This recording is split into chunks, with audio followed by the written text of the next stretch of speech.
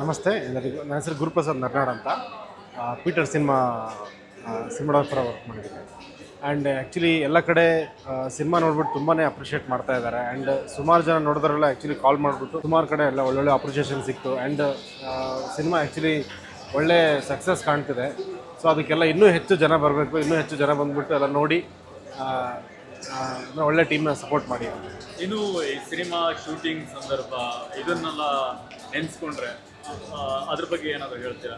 Actually ಸಿನಿಮಾನ shooting ಟೈಮಲ್ಲಿ ನಾವು ನೆನೆಸ್ಕೊಂಡ್ರೆ ಆ್ಯಕ್ಚುಲಿ ಶೂಟಿಂಗ್ ಮತ್ತೆ ವಾಪಸ್ ಈ ಸಿನಿಮಾ ಪೀಟರ್ ಮಾಡ್ಬೋದಾ ಅಂತ ನಾವು ನೋಡಿದರೆ ಚಾನ್ಸೇ ಇಲ್ಲ. ಯಾಕಂದರೆ ನಾವಲ್ಲಿ ಏನು ಫೇಸ್ ಮಾಡಿರೋಂಥ ಜರ್ನಿಯಲ್ಲಿ ಫೇಸ್ ಮಾಡಿರೋಂಥ ಅಬ್ಸ್ಟಕಲ್ಸ್ ಎಲ್ಲ ನೋಡಿದರೆ ಸಿಕ್ಕಾಪಟ್ಟೆ ಸ್ಟ್ರಗಲ್ ತೊಗೊಂಡು. ಆ್ಯಕ್ಚುಲಿ ನನಗೆ ನನ್ನ ಟೆಕ್ನಿಕಲ್ ಟೀಮ್ ಆಗಿ ನನಗೆ ಸಪೋರ್ಟ್ ಮಾಡಿರೋಂಥ ಲೈಟ್ ಬಾಯ್ಸ್ ಆಗಿರ್ಬೋದು, ಕ್ರೇನ್ ಬಾಯ್ಸ್ ಆಗಿರ್ಬೋದು, ಕ್ಯಾಮ್ರಾ ಟೀಮ್ ಆಗಿರ್ಬೋದು, ಎಲ್ಲರೂ ತುಂಬಾ ನಮಗೆ ಸಪೋರ್ಟ್ ಮಾಡಿಬಿಟ್ಟು ಆ್ಯಕ್ಚುಲಿ ಈ ಸಿನಿಮಾ ಮಾಡೋಕ್ಕೆ ಅವರೆಲ್ಲ ಆ್ಯಕ್ಚುಲಿ ಅವ್ರುಗಳಿಗೆಲ್ಲ ನಾವು ಥ್ಯಾಂಕ್ಸ್ ಹೇಳಬೇಕು.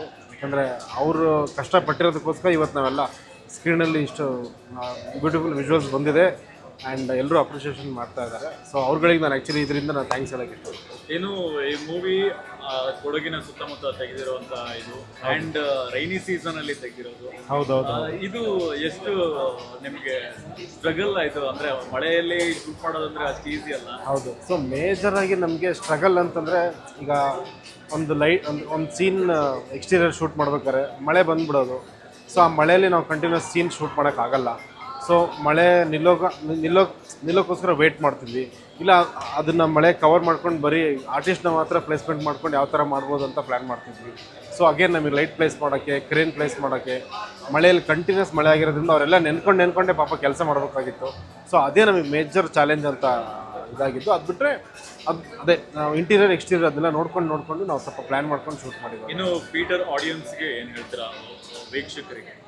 ವೀಕ್ಷಕರಿಗೆ ಪೀಟರಿಂದ ಒಂದು ಹೇಳೋದಂದರೆ ಇದೊಂದು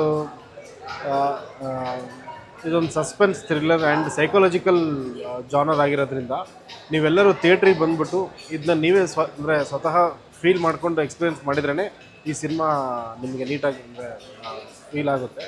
ಆ್ಯಂಡ್ ಇದರಿಂದ ಹೇಳೋದಂದರೆ ಎಲ್ಲರೂ ಥಿಯೇಟ್ರಿಗೆ ಬಂದು ಸಿನಿಮಾ ನೋಡಿ ಇನ್ನೂ ಹೆಚ್ಚು ಕನ್ನಡ ಸಿನಿಮಾಗಳು ಬರೋ ಥರ ಪ್ರೋತ್ಸಾಹ ಮಾಡಿ.